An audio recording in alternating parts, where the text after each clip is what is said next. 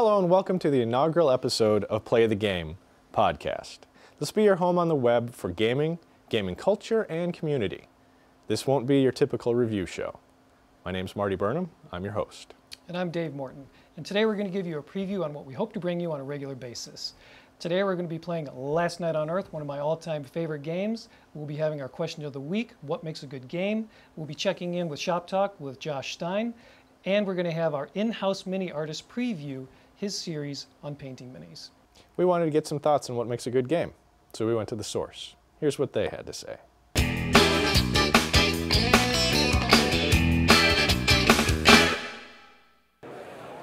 I've always thought that making players make choices, putting them in a place where it's up to them to either succeed or fail based on the choices they make in the game.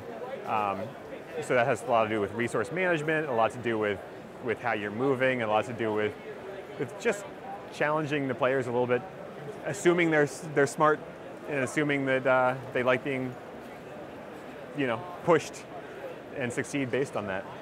Well, there's a couple key aspects for any game like this to really be successful. The first one is it's got to be challenging. You don't if a game's too easy, like simply playing war, it's just whichever number's bigger, it becomes kind of mindless, and then you don't really want to do it.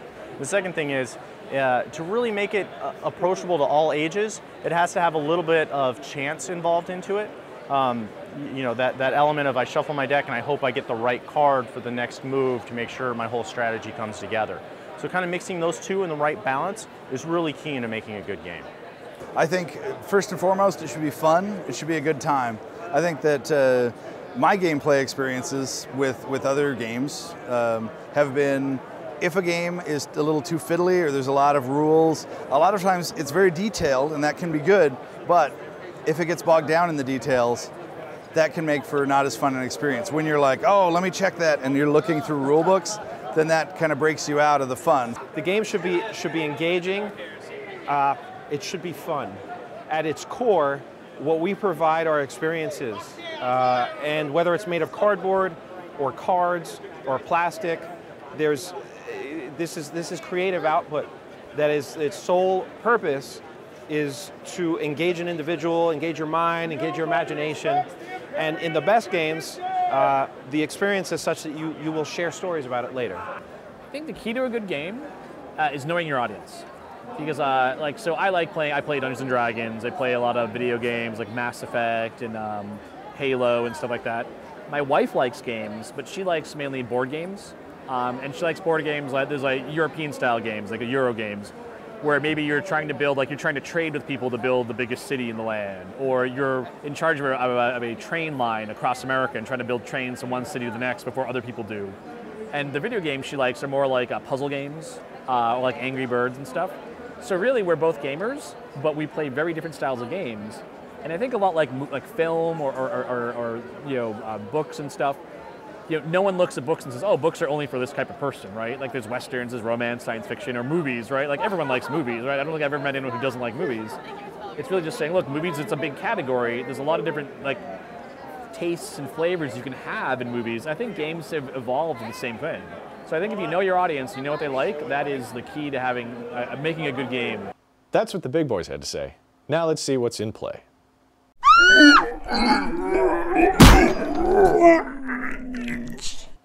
With it being October and with Halloween right around the corner, we thought we'd unearth an oldie but a goodie, the well-loved Last Night on Earth by Flying Frog Productions. So Flying Frog has been putting out simple, fun games for close to a decade now.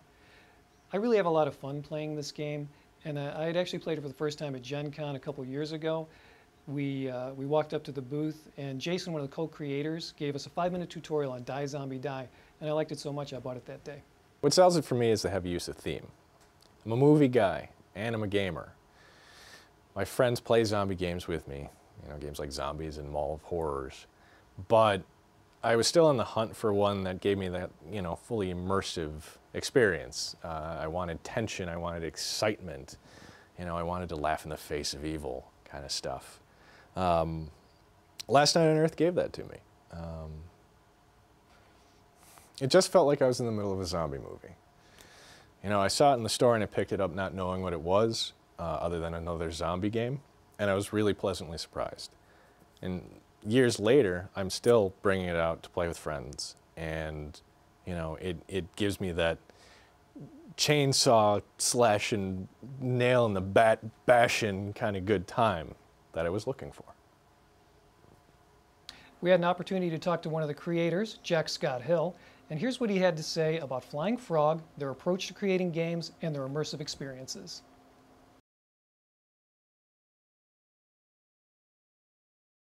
Flying Frog Productions has created, our first game was Last Night on Earth, the zombie game, and all of our games are sort of a celebration of a genre of movies, books, television, that kind of thing. And so this first one that we did was everything we love about horror movies, and especially zombie movies. So we took all of those tropes that you'll see common to zombie movies, and different plots of movies, different character archetypes that you'll always see. The drifter who's just coming through a small town. Everyone in the town knows each other, and this one guy's a stranger, so no one trusts him, but he's the one guy who might be able to save him. Or the small town sheriff, where he's used to just giving parking tickets, or the common day-to-day small town life, and instead he's hit with this massive zombie apocalypse, and how does he deal with that? He's in way over his head. So we put all of those favorite things that we loved about zombie movies into our Last Night on Earth game. We made those characters, we set up those plots, and when I say plots, we have different scenarios for the game. So every time you play, you can choose a different cast of characters, and they all have different stats and abilities.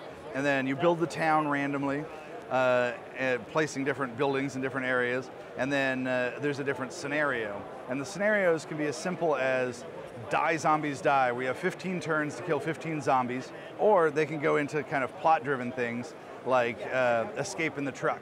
So there's an old truck in the center of town, and you have until nightfall to try to find the keys and the gasoline, and then send some poor bugger out in the middle of town to try to gas it up so you can get out of town. And then the biggest one we have is actually called Defend the Manor House. There's a giant manor house in the center of town, and you have to survive the night holed up in this manor house defending it, while endless hordes of zombies stream in from all sides. So you have 18 turns until sunlight, and so you're trying to survive the night. We like to think of our games as kind of a cinematic experience. Not only are they in a genre, that movies and that kind of thing, but we always think of it as a cast of characters, like a group of heroes that are the stars of the show. We try to get these moments, like cinematic type moments of larger than life experiences and adventures. And then we have these soundtracks in the game. And the soundtracks even have titles, like the last title, the last song on the Last Night on Earth soundtrack is called End Credits. All right, so here's the game, all set up. We're going with the basic die zombie die scenario, though the game comes with 4 more basic ones, and there are plenty of expansions and web content to keep this game going. It's well supported. So here we have the key components to the game, and what really makes this game tick is the sun tracker. You have a limited amount of time to complete any of the scenarios, and that's what really pushes this game forward, is the fact that you can't mess around. The zombies are always going to be tougher than your heroes. It's going to take some quick thinking, inventive card play, and luck to really pull this off. The characters and the character abilities are really well balanced. No character outshines any other character, and this really adds a sense of team play to the game. No character can really go off on a lone wolf crusade, because that character is going to be DED in no time. Is that how zombie spelled dead? I believe it is. Yeah, really? Short on vowels. Yeah, that's why they need brains. Gotta eat them. Point. Yeah. This game has been around for a while, so most rule problems or ambiguities have been worked out, and you can generally find the answers you're looking for in the FAQ of the rulebook itself or online at Flying Frog's website. And this really helps keep those rule lawyers in line and keeps players from wanting to take a meat cleaver to their fellow gamer. What? It was a legitimate tactic. I don't think so. Oh, it was. Nope. In an effort to foster a continued sense of community amongst gamers, we thought we'd put a spotlight on some of our favorite friendly local gaming stores in a segment called Shop Talk. In this episode, we're going to focus on Josh Stein and his store Fair Game in downtown Downers Grove.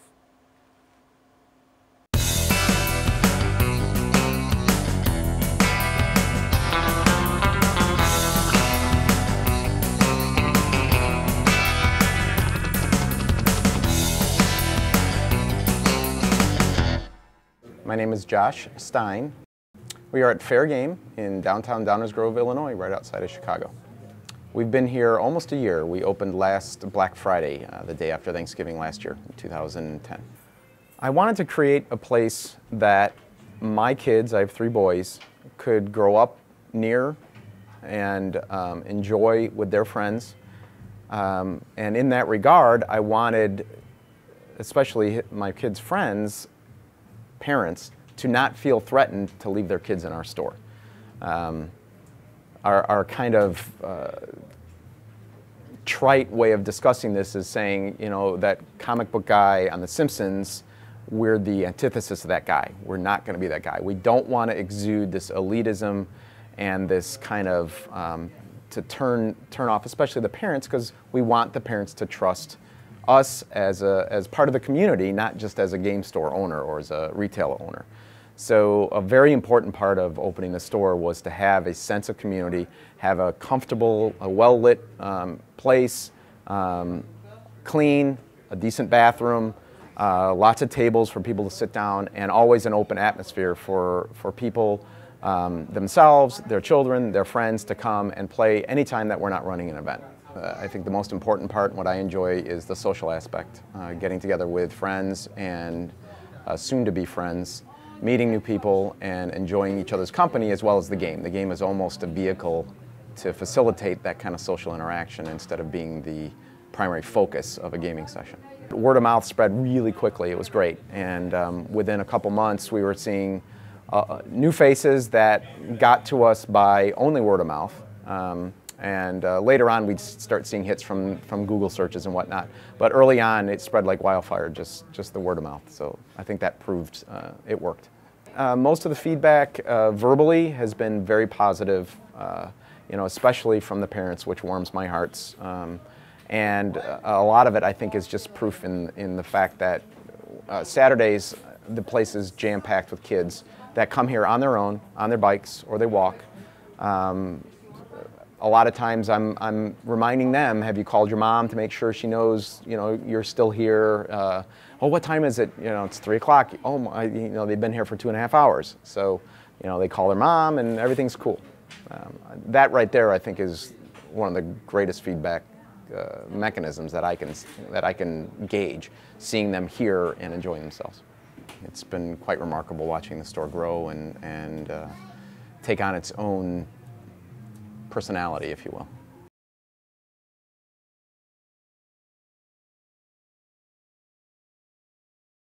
That was Fair Game. Thanks to Josh for his time and to Eric for his hospitality. Look forward to more shop talk. Now, we're going to give you a preview of a segment we're going to start next episode.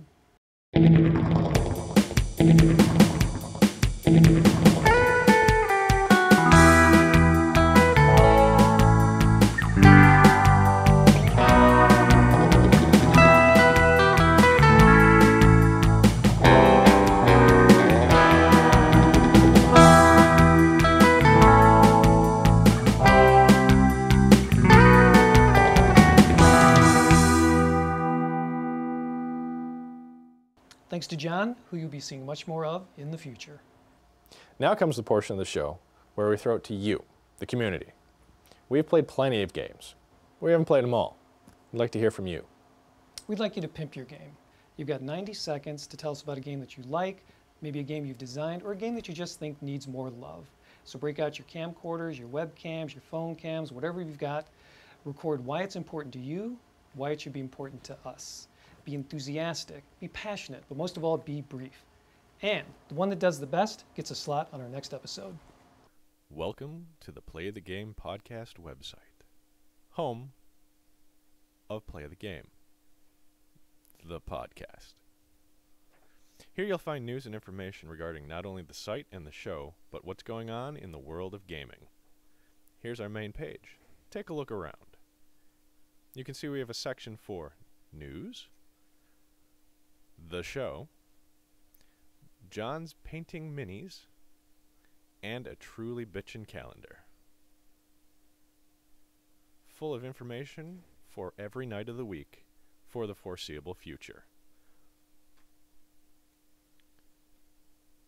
Scrolling down, you can see a section of recent posts, what we're currently playing in the In Play section, and our popular posts section, which, sadly, is blank. Makes me feel like I'm in high school again. Please come and check us out. Leave comments. We need you. At the top of the screen, we also have the show menu. The show menu is where we'll be breaking down the episodes into segments. So if there's something you saw on the show and you just want to go to it and see it again, this is where you'll go. This is the section for you. So, come on by. Look around. We look forward to having you here over and over again. Tasty. We'll be updating our website every week with news and features. Stop by, check out the forums, feel free to post a comment, and don't forget to pimp your game. And we'll see you next time on Play the Game Podcast. See ya. Kisses.